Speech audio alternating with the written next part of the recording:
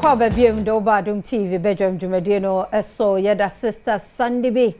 oyega eda na se some catch us mesa babiem ti odopi Herbal Healing Center ewo ha ayedo mba bedi enkomo ora John Kofi Saki ene Kofaribai na Afisem Saki ye general manager ewo ha mpedifo Makwa be na me mamu afishia panso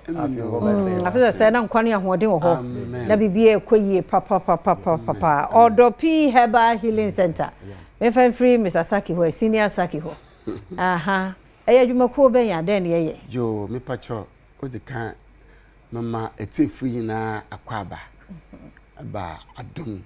TV so san se nde dakase anyankopuna aye tia ni se nimdie gumu ahoro oyosue hu na wo nyankopon frɛ na nia ebedu nkometi oyo nyankopon ankasa frɛ afa eniyare ahoro hu eni fraye obia ne efre bia wo ho kwan sa no mo aye tu aba Adom TV station han abuwa madia se de tie bia obama na free na ada Adom sansa won sampa na esigana ha yimpepi ebu faso so mbu hu nanso omu hu berepa aba yankopon bi ekwan ato se sa breed otwa se Ghana man Africa wi ade man nyina etu yankopon de say odopi eni nko na moye hospital clinic ana say de ana drone yeton me pacho oye clinic nye du titi ne yaton na mho ye bia ya bakade oya ye sabe kakrabem say on the hospital no waka hospital ye wani me bia okabo na sa na etumatu ne de hospital na ho mochiri ho hospital but njintum ne ya clinic on the Herbal Healing Clinic and Herbal Center. Wow. Healing na wo mu de say healing bekoso. Nti ani hu adwuma nko amma mani da ho. Yo, yensa eni nko a ye de ahodo. Na mbom onyankopon yi no ho che ye ne papa. Na ode edrusum ko bi bai. Na ye oga na ehun say ye de ahodo bebre wo na so eni fraye ye yele a eye sonko. Se nipa woni ni kosumu a na wabrabo nyina ese abewie wo pransi nyina so asai eni to nyankopon yi sa eduro no kire hia na papa no ye papa so amfa mo Ghana fo abro eni ti nipa bebre ba be hwe eduro no oye eduro aye no yan so yan fangwe no so wodi we ni hwe keke na se we ni hawa na we ni so ate te eni ti asem we ebeye wonwa wo Ghana enti daily graphic report fa hwe ha Daily graphic report here. Man claims cure for blindness. 2019. Adom kra be yes story no. Other stations be yes story no. Since then, you bebre aba center wha be hwe duro no a omani aye say ate won te. Na Bible say yen so kan dia enfa nhekru ase. Na mo di sika ne dua so ma na hye manyipa yina aye say ehun. Na dia eye wonwa asem we se papa we on charge Adom de ba ye no se nipa no de edu man free so on hwa man in charge na mo ono anfi ni pemu nipa na free ni pemu de obetumi obeye ode be bo center no afama e won say ni frafo mieni bi call Jesus Christ in chen no m ka che Jesus Christ say David ba humi mobo fato na yo David ba humi mobo na Jesus bi say den na men yam o se said ye be say ibehu ade the Jesus hwe omugidido na ode ne nsa ye say e kan mo pe na mo ni na ye say ebieye one thing ye won say o different from healing ni treatment they are not the same healing they are ma otumfo nyankopon no na treatment na ye say eba ye nipa ye say enche nti ye we dey say aye healing eni nti edu no wo fangu weni won so won nom nti wodi weni e hwe no na ehuru weni ene me nkwa no ho na agya na da wo fa bibi kakran so et se kane no Bible mu na yekuchi ya se oye Israel fo ye boni ti onyankopon no onyankopon ma wo kwai mo wo ye se ekeka omo ba onyankopon kan se bi oso obi oba cheni ni ahwe saa kobre wo no saa nipa ne ni so be ye se ana yere ne be say ebejai eni nti we enfo baby a wodi weni na yes akon gidi asem wo ba na obetena ho na wodi weni ne hwese ya just 10 minutes per okay say ye glaucoma say cataract say retinal detachment wo ko Christ wo akaja yere sa ye bi say wo ko hospital na say wo ko den ana say me da wase jene papa we de nyame achawade onye hwe nti ye ade ba ko adua na si ho ne ye ba ne ye de yani no ahwe so ana sese ne tie pacho oye dia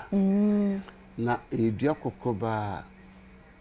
na one thing that need be by na okay no I fortunate three adini nyina gina akwanchi empaibo yichire na nzo ofi strawberry okay na ono siasia chechire ma on them the time no eti aban yes na anwasem de wias ben na ate enti mo wo ho for how long yem fan fi ho 2018 oh sisia doma wa famin sim anu hu book ni wow ina ye ho what ni ti asekura na ze book we de ze nyan so baby yankofu di eni nkwa graphic corporation ai edima baso several times graphic we so kan ho bi so bo mai ni ehwe no boko we graphic and evidence based ni ye wa it hano ose Mankesim Herbal Center attracts long queue. Daily graphic report. And you year be no. No so yeah 2019 we 12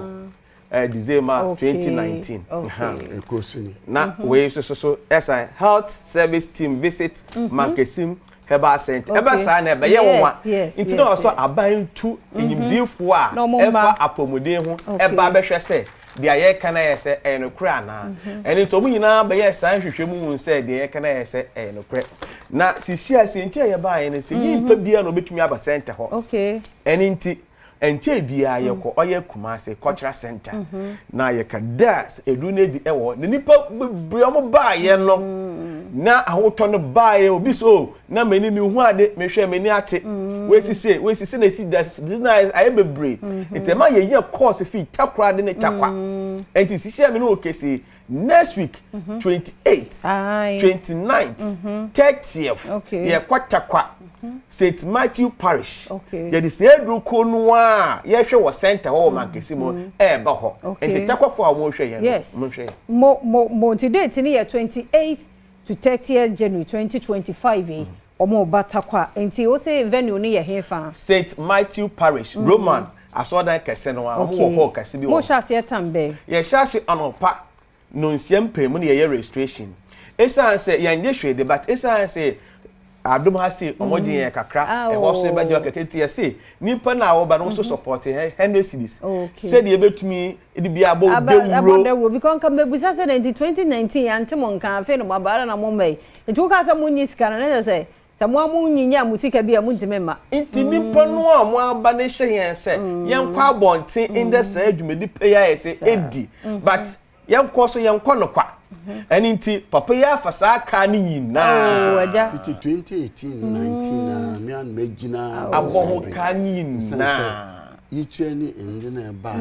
ehye sa obibia me because menti pensa Ghana ha